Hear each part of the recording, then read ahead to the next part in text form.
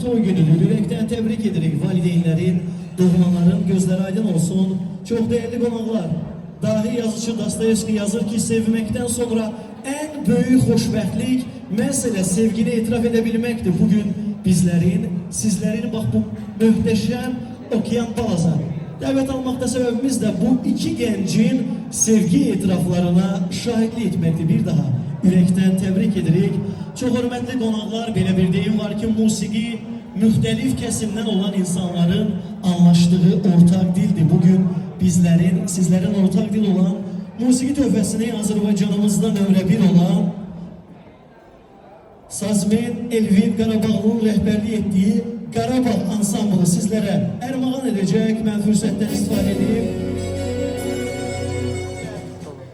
istifade edip değerli Qarabağ ansamblına değerli teşekkürümüzü bildirirəm. Vasif Qarabağlı değerli solistimiz, Qarabağ grubunun solisti, əziz dostum, bir daha dəvətindən dolayı teşekkür ederim ve qeyd edim ki bu güzel günde məhz Qədim Nizami olan gəncəmizdən dəvət almış xanım ifaçımız Samirə Göyçəli xanım bizlerle beraber olacaq. Tabii ki Samirə Göyçəli ve bugünün aparıcısı ben Elşən Əliyev. Yaxın dəqiqələrdə sizler için bak bu güzel günü daha da yaddagal etmeye çalışacağım. Söz musiqinin değil, Sazmen Elvin Qarabağlı'nın ifasında Zəfər mahnısı səslənəcək. Buyurun.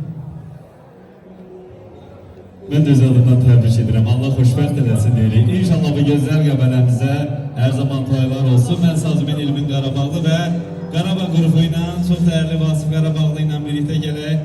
Gözəl qəbələmizin çox möhtəşəm toylarına deyirik. Yüzə bir gözəl Zəfər mahnı var. Onu səsləndirək bəyimizin gəldiyimizin şərəfinə. Gələn qonaqlarımız xoş gəlib, yeni için, nuş edin, heç kim tələsməsin. Çox gözəl, möhtəşəm toyumuz keçəcək, gözəl mahnılarımız gələcək. Nuş olsun deyirik.